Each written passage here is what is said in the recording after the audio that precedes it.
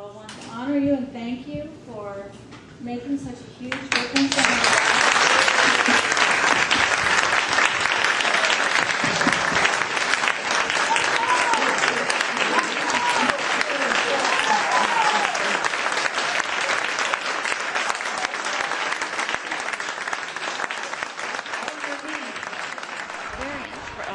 So anyway, I don't want to be up here talking. I want you guys to talk. I'm interested in knowing about what you were trying to do. I know what you did.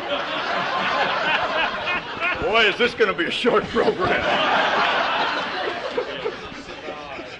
When I wrote to Peter French, who I guess was here for 1 year, I wrote on behalf of a few students who really liked him. I never knew him. He wrote back. He's now dean of a college in southern Florida. He said, "Oh, Callison, I remember it well. Ned Dominic, bombings in Cambodia, marching on the president's tower in the spring." He said, we made up Callison moment to moment. So, don't believe that it was revealed to us. So anyway, we would like to start a discussion. We thought that we've heard that Court Smith has a fabulous historical talk that he's been giving over the years. He now says he doesn't know what we're talking about, but that a history of the experimental college. And then we thought, for old time's sake, Larry could, if any facilitation needs to happen, he could facilitate it, but that we would start an interactive discussion with the faculty and the experiment and the ideas behind it, and maybe we could start discussing with the students or the alums or whoever. Half of us here didn't even graduate but liked it so much we came back. So anyway. Okay, with that, I'll turn it over to you, Larry, or Court. And you need to speak into the mics because we are being recorded, and Margie wanted us to know that everything's being professionally taped and recorded, and that she wants to interview as many of us as possible to find out about our lives, and that there are in someone's office, in the assistant dean's office. Actually, Phil will be over there. We just want to hear your life story. We're putting together a DVD for you. 2 or 3 minutes of your life story, if you can do it in 2 or 3 minutes. So.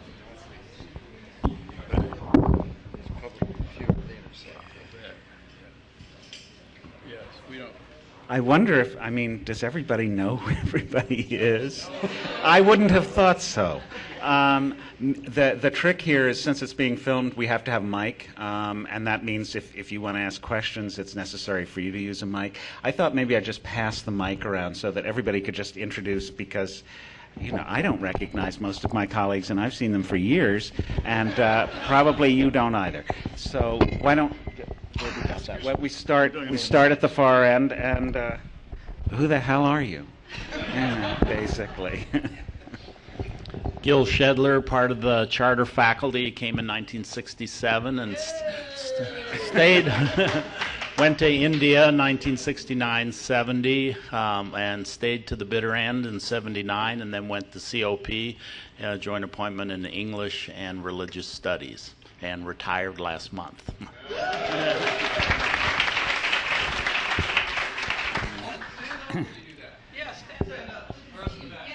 Want to get up? Those of us who can stand. We are standing. I got it. I'm Boyd Mathias. I had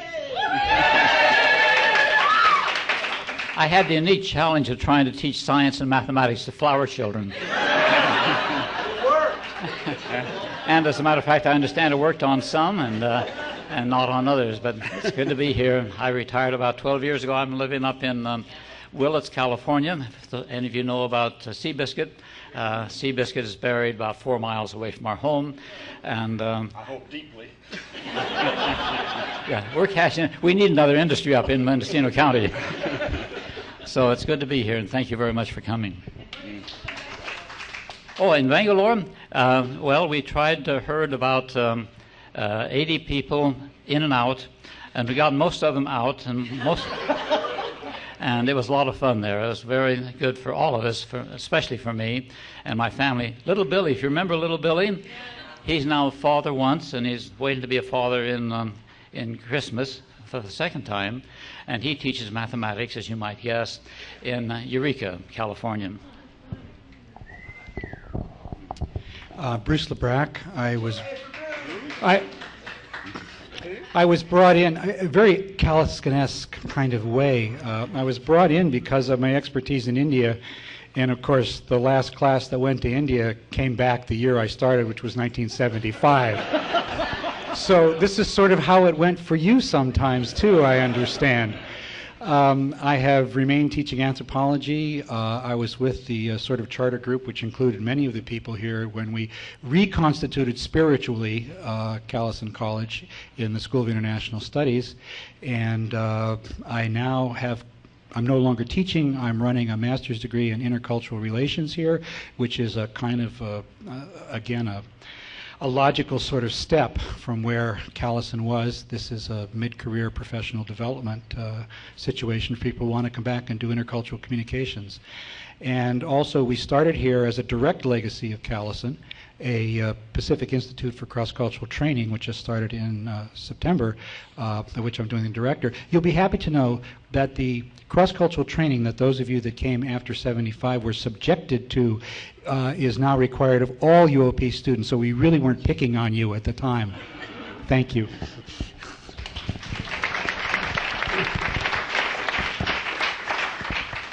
I might add that Bruce LeBrac is the very last of the living, employed cluster college professors. Oh, Gary is still, you're still alive, aren't you? Well, there you go. See, you're not alone. All right.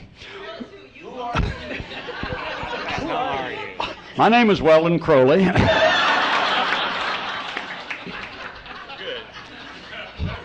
Larry's getting old. Boy, that's, we hate that. I'm Larry Meredith, and I was hired by Larry Jackson to help start the cluster college. And I was a Jesus cowboy in the Holy Ghost Chorale, as you must remember. And I had no knowledge of Asia, no knowledge of cross-cultural education, but I did know about sin. Which in retrospect with this group came in real handy.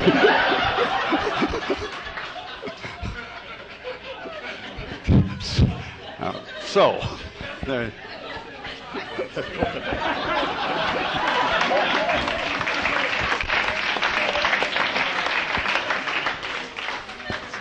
I'm doomed to follow Larry Meredith. That happened in Heritage of Man. I'm Court Smith, and I came in 1970, and everybody was interested in India, and I didn't give a rat's ass about India. I knew about China. I took over Peter French's position, and he was an Africanist, so I didn't know what I was doing here. Actually, I came because it sort of looked like Antioch College, which is where I had been for a while. I mean, physically and spiritually. I expected to come for a year or two. And here I am. I stayed on to the end, and I went into the political science department and started the study abroad operation here, and I was the first dean of the School of International Studies. And I don't remember anything about the history, but I will make it up this morning. That's not unprecedented, I think.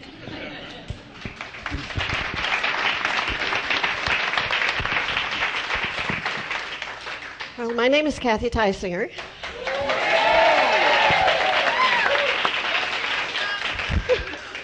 I was a charter faculty member. I was the only woman then, and it appears I'm the only woman now.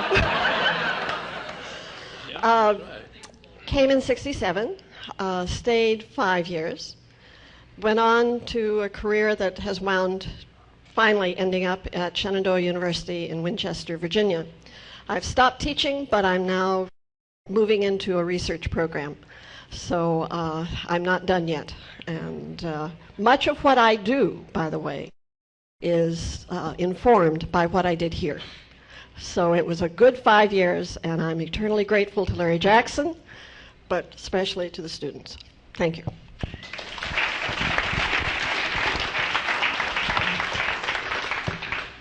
Well, I'm the other Larry, and I was the very first employee of Callison College because we were living in Santiago, Chile, and Robert Burns, the man who really deserves the credit for the vision of these colleges, visited us twice, and on his second visit, he invited me to come to Pacific and help plan the third college. So that's kind of one little embryo of the history.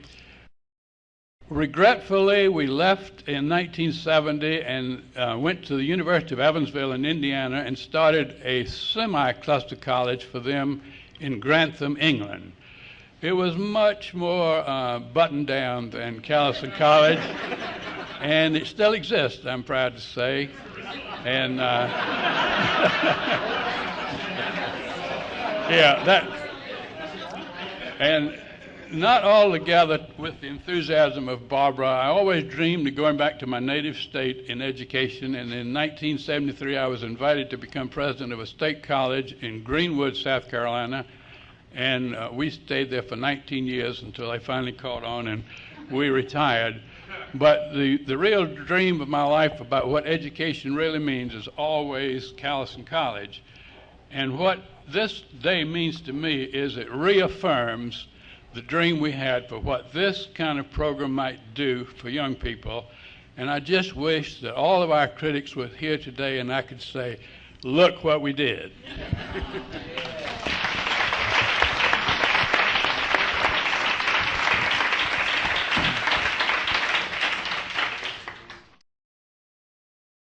Stanley Croker via way of Sydney, Australia. I can tell you, I came the long way round. And perhaps that's the story of my life, because I came to Callison the long way round. And I'm not quite sure how I ended up at Callison College, other than that I came from Sydney to New Jersey, to UOP to Callison with my then sadly late wife Elizabeth and two gorgeous daughters who some of you have inquired about and who are as gorgeous as ever. And Carolyn, the oldest, has produced two absolutely adorable grandchildren. I had 8 years here, 6 with Callison College, and it's only in retrospect over the years, as I've thought about Callison, that I realised what a wonderful idea it was. Our execution perhaps at times wasn't so great, but it was a superb idea. And the more, after I returned to Australia and worked at 2 universities there and found out how little people were interested in international education, that I realised what a great idea it was. So I could not resist coming back.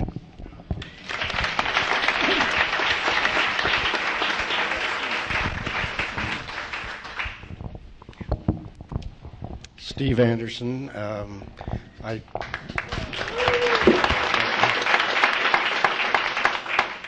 I taught various environmental stuff when I was here and tried to get people out of doors and out of the classroom, and somehow that, I don't know how well it worked actually, but it freed some people's inhibitions and so forth, I think. I retired from COP 8 years ago, which I'd been waiting to do ever since the demise of Callison College, and now I'm doing some research and writing in between naps. So, and like Court, I not only don't recognize most of my colleagues here, I don't even remember them.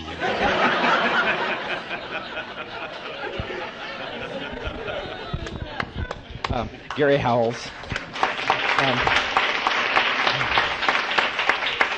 When I got here, I wasn't quite sure what I was doing, or what this or what this quite was about. And when beginning my first year here and being introduced along with Professor Yao, I knew I didn't know what I was doing. But I did have an opportunity to meet my colleagues, and I had an opportunity to meet the acting president when I went in to explain our skinny dipping experience. So I'm actually one of the more junior faculty, and like Bruce, still here teaching. I'm teaching in the psychology department. And like most of my colleagues, I think our leaving of Callison and infusing into the College of the Pacific was a very good thing for the College of the Pacific and changed it a lot because of our being there. International studies, I think they christened international studies essentially, but as far as COP was concerned, I think we mellowed it a great deal.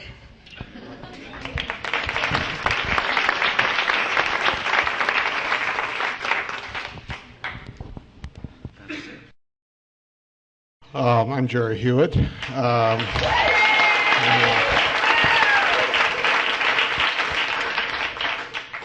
I was sitting there thinking my introduction to teaching in Callison was sitting in Heritage of Man on its opening day, scheduled to do the second lecture back there in the false dawn of the age of Aquarius. And watching Meredith perform and thinking I have made a terribly choice.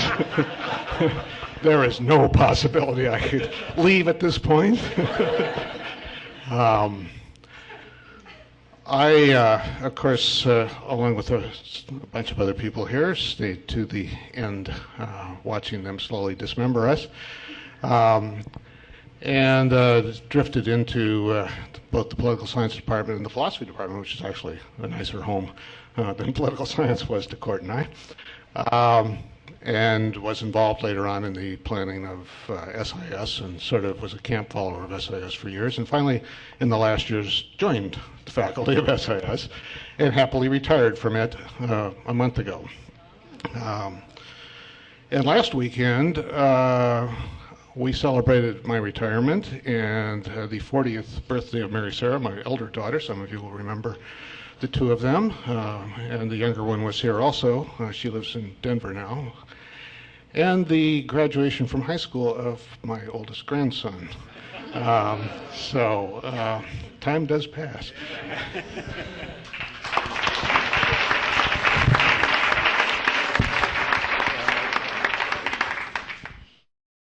I'm Job Thomas.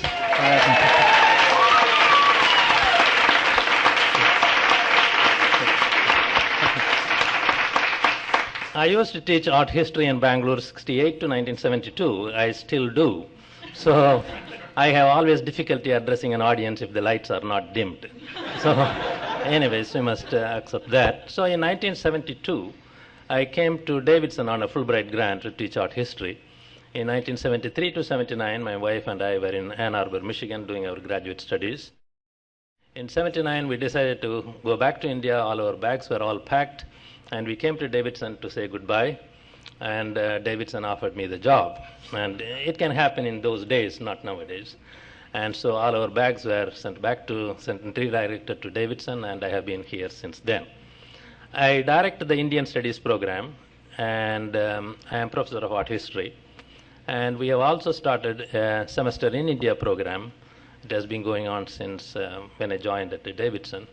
And it's a very successful program, and often people ask me, how do you do it so successfully? I'll say, if you can handle 2 Callison students, you can do 200 Davidson students very easily. That's what I do. So, and it was a very satisfying moment for me was to take Larry Jackson's grandson with me to India 2 years back.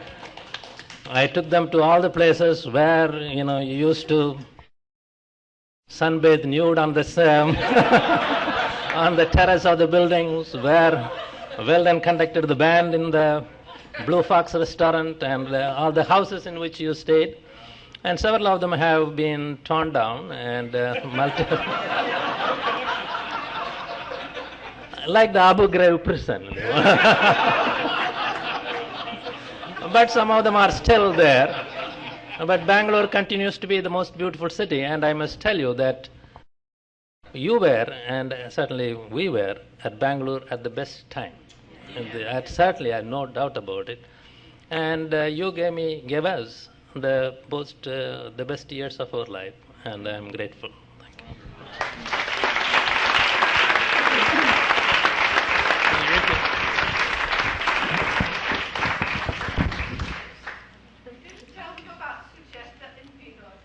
When we were in Bangalore, my daughter was there. She was born, and when she was about 3.5, when we came to the United States, my son was born in 1975 at Ann Arbor, and both are very active actually politically. My daughter went to Mount Holyoke and then to Georgetown, and she is legislative foreign policy aide to Senator Edwards now.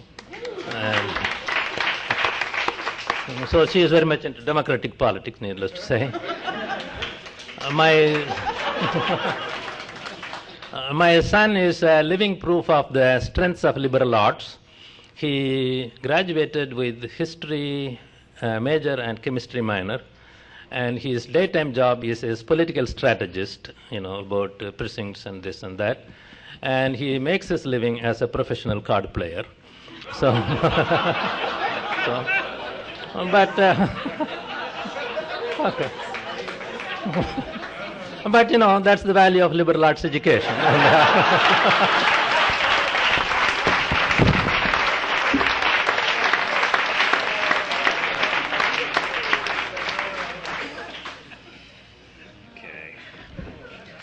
All right. I can't imagine what possessed who to think that I should be the historian for this. I wasn't one of the charter members of the faculty, but I suppose I've told some of the story in introducing the School of International Studies to people and trying to give the background where we'd come from. So, doubtless you will all correct me on all details. I'm going to be fuzzy on details. I'm not at all interested in dates and things like that. But this is the story I tell. We all know what's postmodern and there isn't any truth. This is my version. So this is what I was told, largely by people like Larry, actually, although in a different style. That the Pacific had been sort of puttering around for a while, and President Burns, who was a very powerful and influential president here, and that's important to the story, in what was a very conservative, very parochial institution, was horrified to read that the College of the Pacific at the time had been listed as one of the top party schools of the West Coast. This was in the 60s in Playboy magazine, when that was still a sort of revolutionary document and not just sexist pigism. He didn't like that very much, as none of us, I think, would. And he thought that there wasn't any way really to shake up COP because, it's full of tenured people and stuff. And having been a tenured person, trust me, I'm not amenable to anything I don't want to do. And, if I weren't right, I wouldn't be tenured. And they all felt that way too. But they weren't right. So anyway, apparently the story goes that he went over, for some reason, he went over to Oxford, and of course that's really cool because of all the architecture, and it is, after all, Oxford. And he thought the idea was to start other colleges within the larger university, not something that American education has done, but it's a very standard way of doing it in Britain. And so he came back with the idea of creating small colleges that would shake up the campus and produce a kind of tension between the new colleges and COP in the hopes that COP would change. That's what I'm told. And so he created the three, and Raymond and Covell, and Raymond went through some really interesting changes, radically different in the end than it was in the beginning. And then Callison, apparently they tricked Mr. Callison, who was really interested in medical things, tricked him into giving $1 million, I was always told it was $1 million, a parking garage or something, and to create Callison College, and then of course did what every damn well felt like, not medical at all.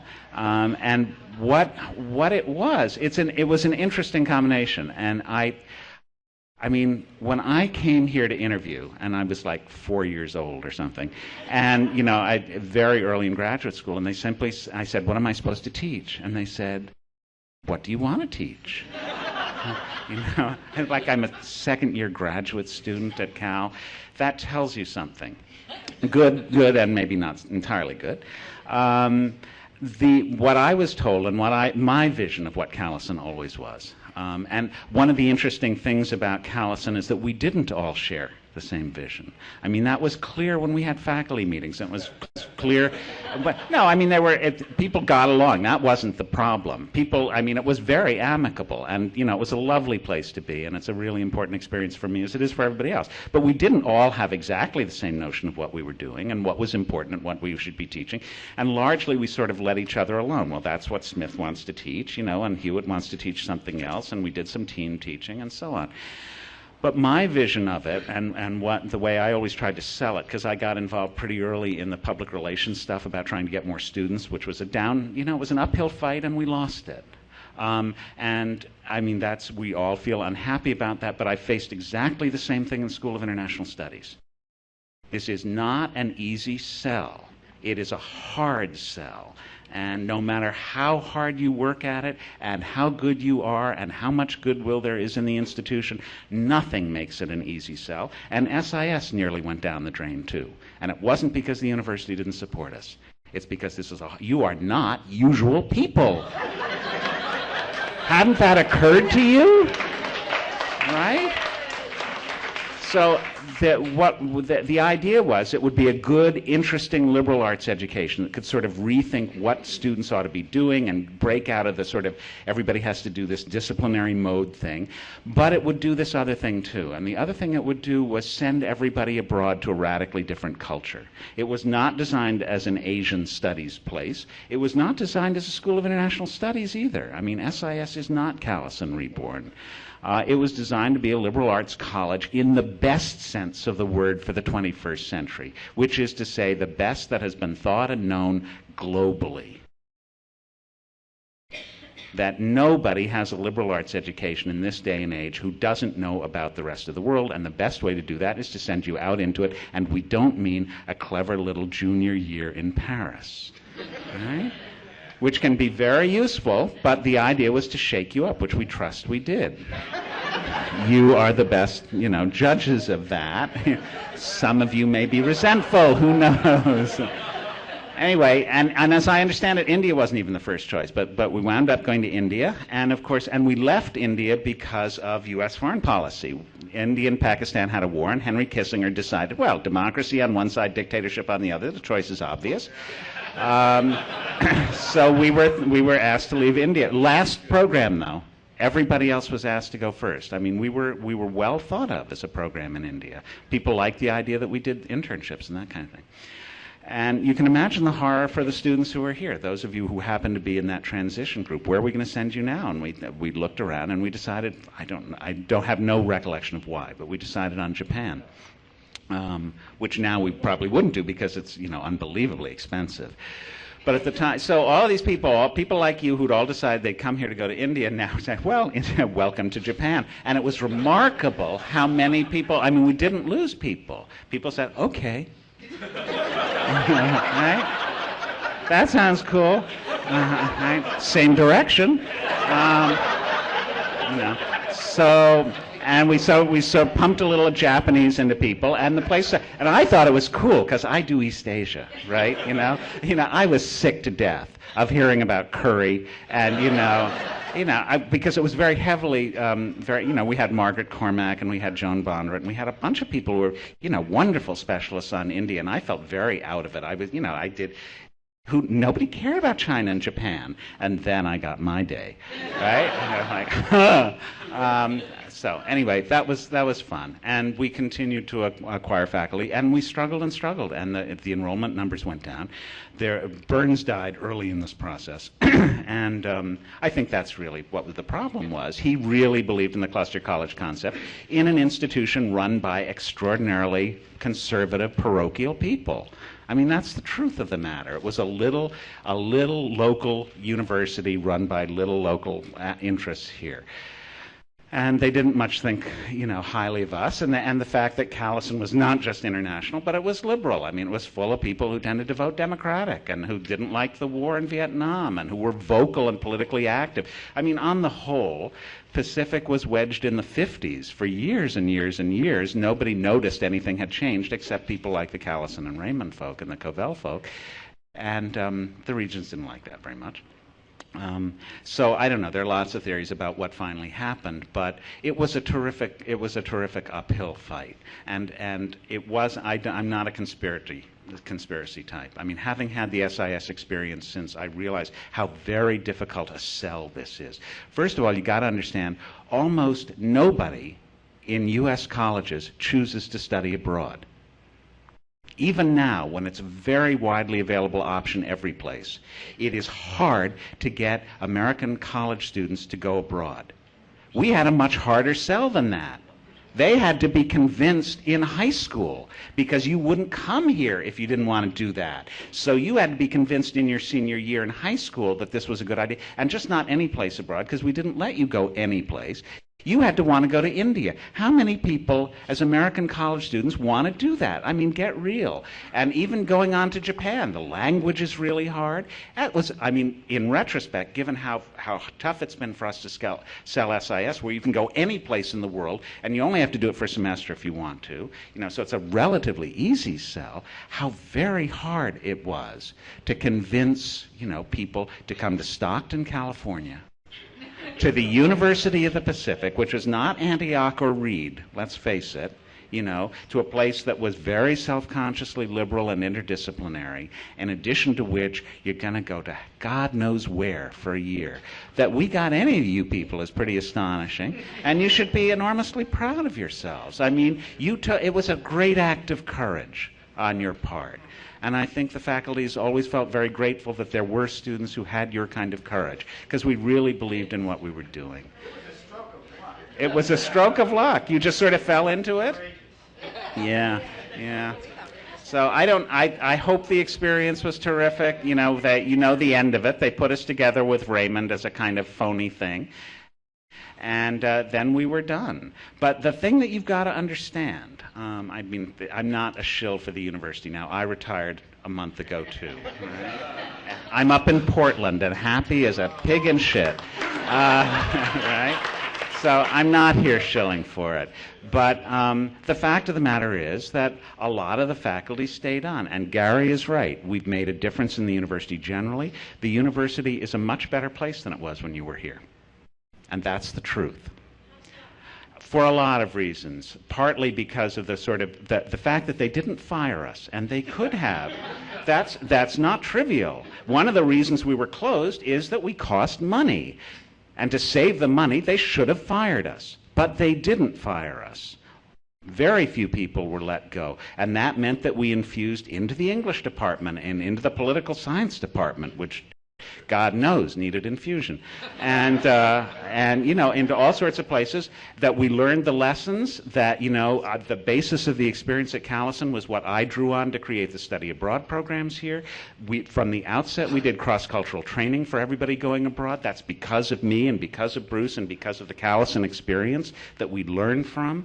And it was because there had been a Callison that we were able to create the School of International Studies. A lot of what we do at SIS draws from that experience. It didn't die. It simply changed, right? If Callison had continued to this day, you don't for a moment think it would be the same institution that it was when you were here. You think we're dead? Only death is changeless. Of course it would have changed. Of course we'd have grown up. We were very young. Right? We were appallingly young. It's astonishing that anybody paid any attention to us at all. I mean, really. I'm an old faculty member. I look at my young colleagues. I think, you don't have the slightest idea what you're talking about. Get real. Wait until you're a little seasoned. Very few of us were seasoned. Dick Van Alstyne. That's about it. Professor Yao, wonderful robes. But it was a young faculty. We all had a lot of fun. I hope it was a terrific experience for you. It was an experiment.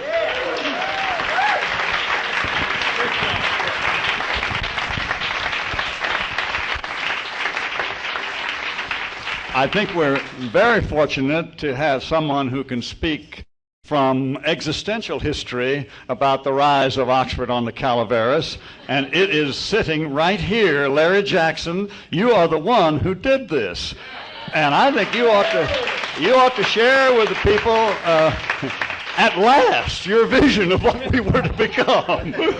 This is the truth.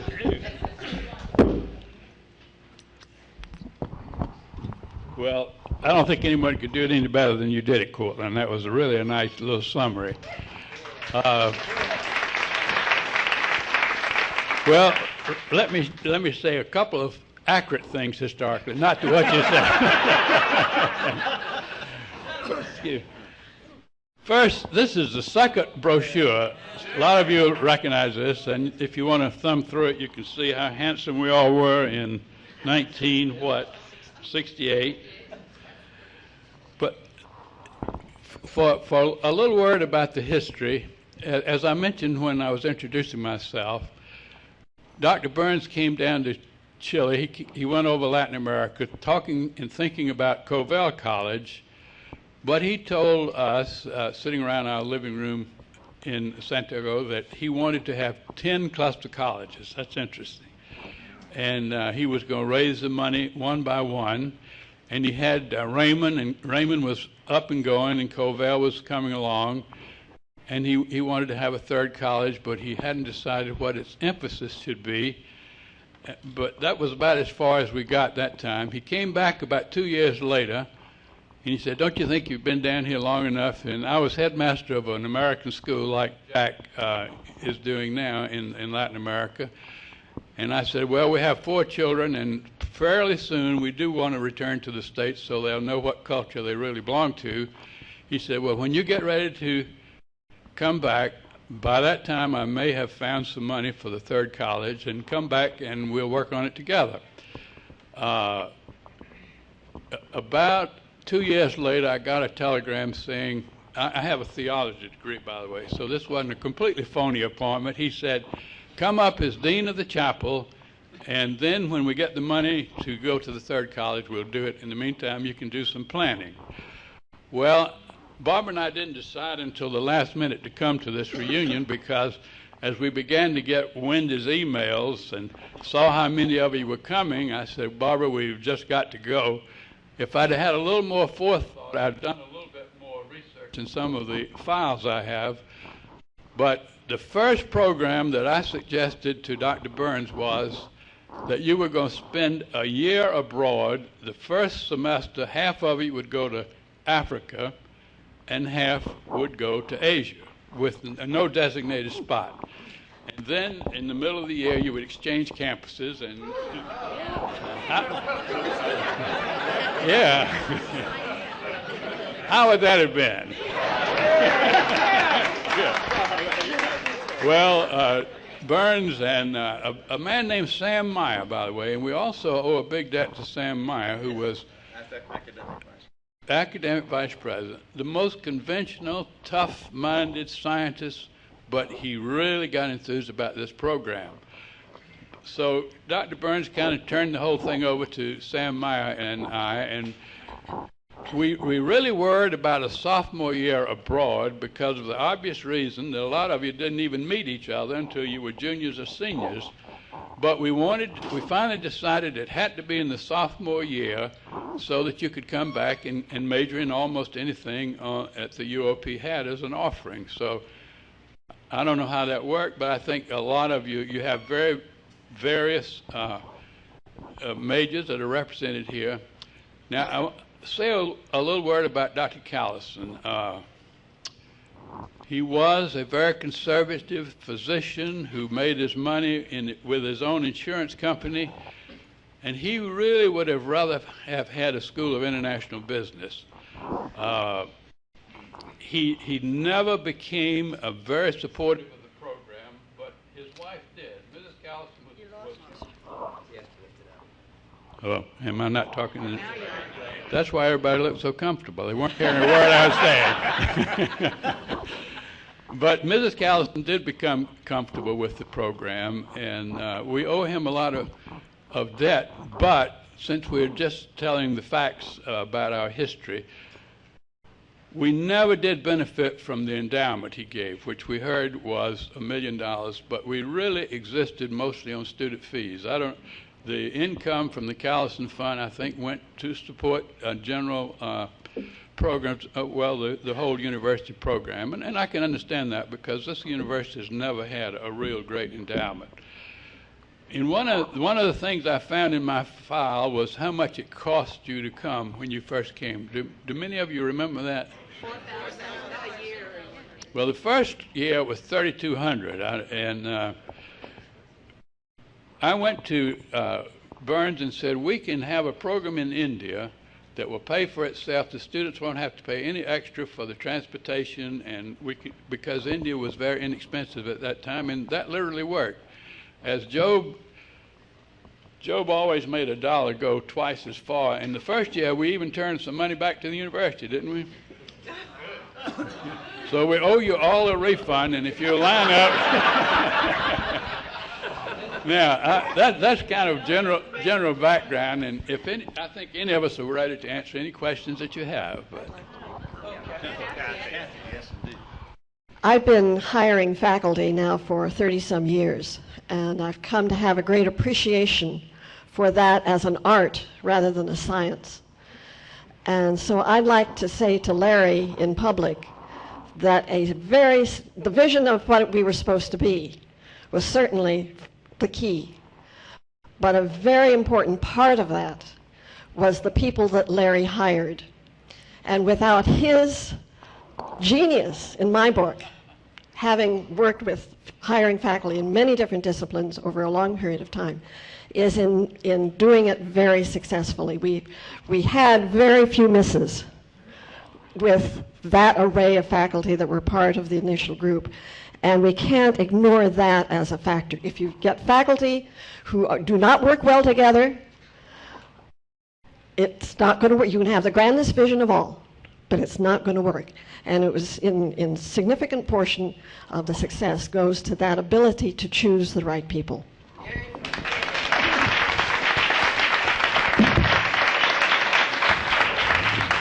They were the only ones willing to come.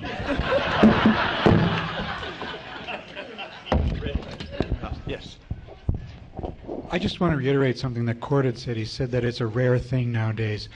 I want you to understand, nationwide, approximately 1% of American students study abroad. And the trend for study abroad is to go on programs that are a matter of weeks, not a matter of months. So that this was not only rare then, it has even become rarer still. I would also like to say that philosophically, Dr. Callison might have approved. He didn't get his medical part, but there were a lot of pharmaceuticals involved. Oh, yes. There's an old hymn that says, "In the rustling grass I hear him pass." Yes, we have other comments about the genesis of Oxford on the Calaveras. I have brought a few artifacts here. Callison memory book from the 25th reunion.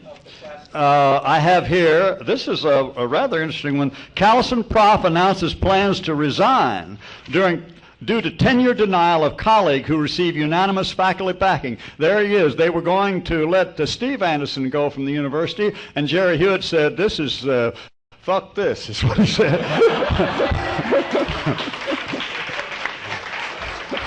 Sort of. I mean, he said it in Greek, but it's...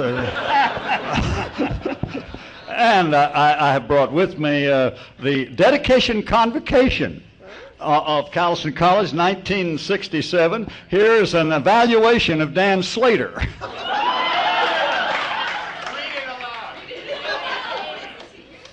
Well, he passed. Oh, this is terrible. Dan's obvious authoritarian hang-ups interfered markedly with his unconscious self-image as a model seminar participant. Woo!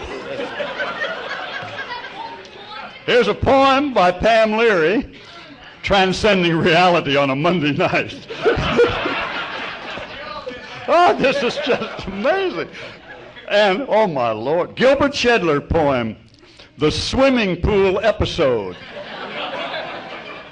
Begins, "We swam nude, naked in the flesh and in the altogether, in the mountains, We were children of the 60s. God. Lynn Humphrey, his political poster when he tried to be elected to the Board of Education at Lodi, vote for Lynn Humphrey. Here's the article from Time magazine featuring the rise of the clusters. As a matter of fact, 1963, talking about Raymond and then Covell, which was a truly unique idea. Every course taught in Spanish. In there, and it says here, it doesn't mention Callison because we weren't on the docks then, but it said, unless football creeps back, because the football was on the downgrade, and what made us the Playboy School of the Year was the fact that we had Dick Bass and beat University of California and all this sort of thing, and they really were having a high old time here. Said, unless football creeps back, Pacific may become one of the nation's most interesting campuses, and which it did. Well, I brought all these other things. Here's India Pacific Review, and the first review, speaking of the India program, and Janet Nordyke on that. And here's Callison College. There's a lovely picture there. Boyd Mathias with a snake charmer, and John Stuckey, et cetera, et cetera. Beautiful picture of Larry Jackson. I have here in my hairy hands The Birth of the Radical Armies of the Mind by Christian Hasselou.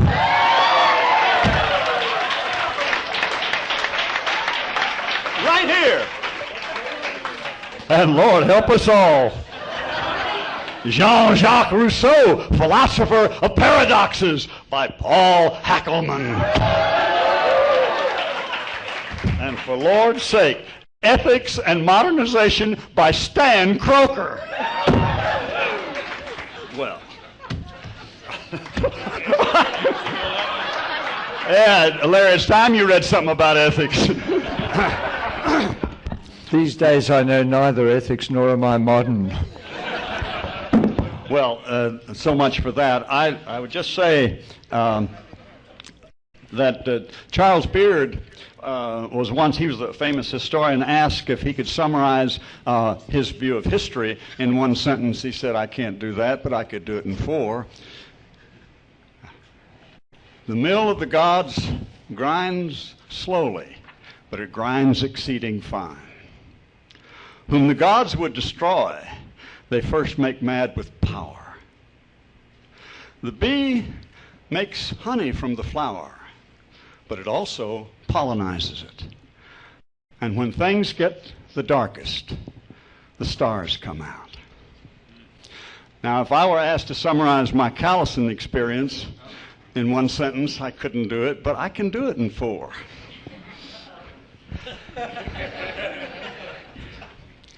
I learned the first sentence from a guru in Rishikesh, India.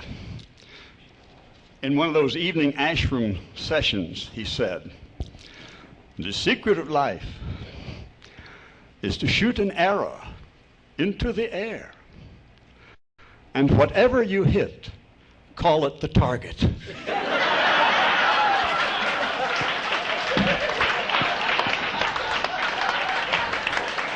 Now, is that Callison or what?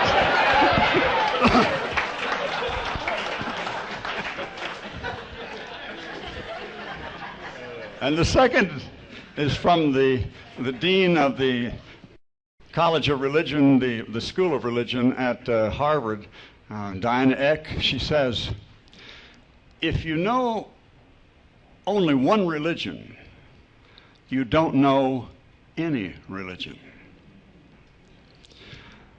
And during the 60s, a man named Joe Fletcher began what was called the ethics of relativity. And he said, sometimes you have to forget your principles and do what's right. And finally, during our seminar for the semester on the Greeks, Socrates had said, the unexamined life is not worth living. To which I add, the unlived life is not worth examining. And that's what Callison taught me.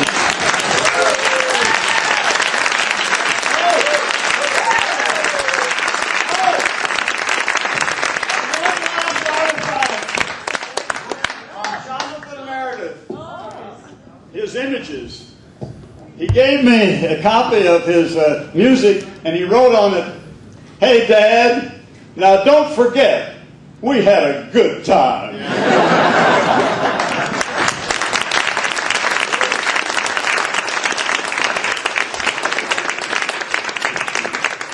I think since this is far more organized than we almost ever were back then, I thought we'd just turn it over to you. Whatever you want us to talk about. The only rule, we do have some rules now, the only rule is you do have to speak into the mic. But if you're willing to speak into the mic to ask a question or make a comment or whatever, why don't you just do that? Because we really don't know what you want to talk about or what you'd like us to talk about. Be happy for anything at all. So here it is. The mic, I don't think there's a traveling around, so you sort of have to come out. Dr. Matthias last night. I just want to say thank you, because I'm a very happy person. And I'm doing exactly what I want to do, and I love every minute of it. I worked very hard as a high school world history teacher, and last week I was telling about Bangalore images and metaphors, and Bangalore images and metaphors. And I couldn't do that if it weren't for you. Okay, your vision made me the happy person that I am today, and I really appreciate that. It's a nice way to live.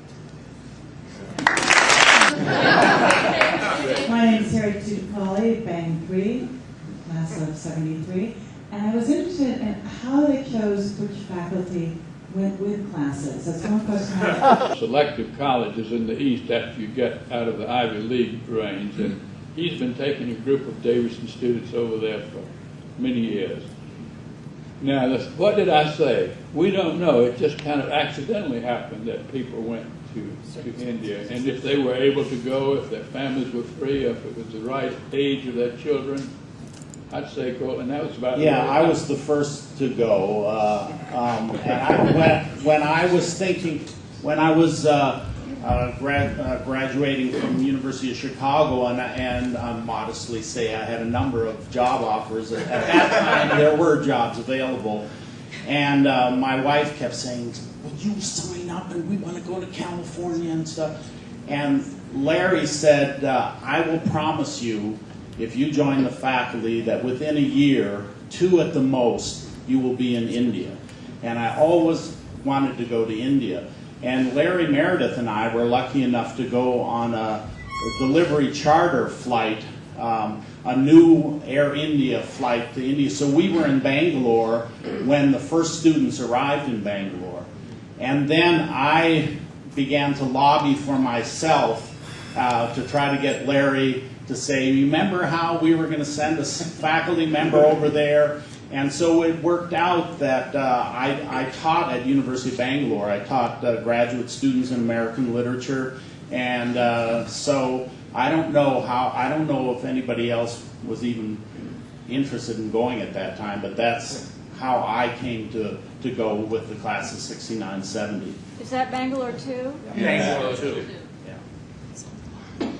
Manuel Herrera charter class, class of 71, and people's jaws still drop when I tell them about my Callison experience, and I have a lot of opportunity to talk about it because as Silicon Valley, where I live in San Jose, has had an influx of people from India, and just a whole community there, I'm always running into people from India, right? And I love to drop into my Indian way of speaking English because I passed 100% of the time when I landed in India to the day I left. At that time, I was like 50 pounds lighter, and I really passed. And I'm not going to go into it now, but the point I want to make, Callison for me was even more radical than designed because I did India, and Jerry Hewitt was my student advisor at the time. When I came back from India, the last time I saw this campus was the first semester of my 3rd year.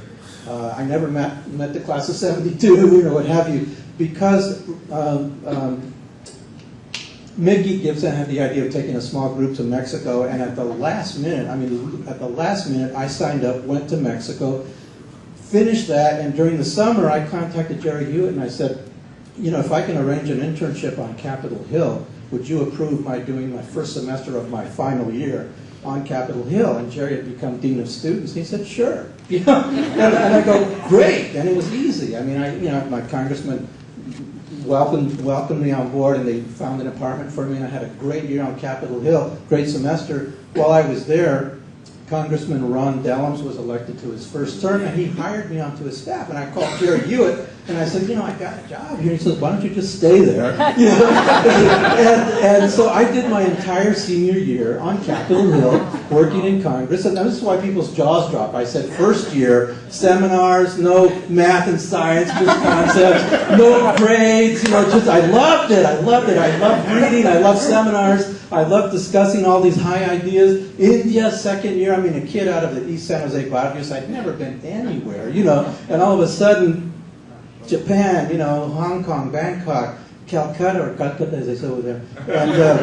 And so for me, the world just incredibly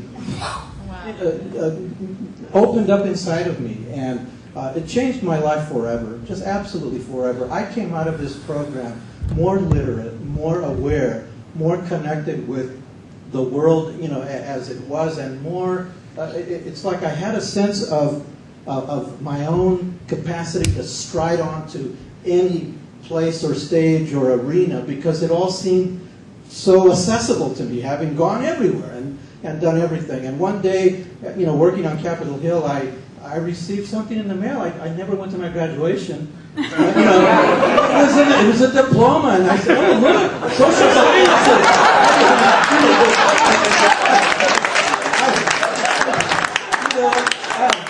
It was great. I said, "This is the way to do school."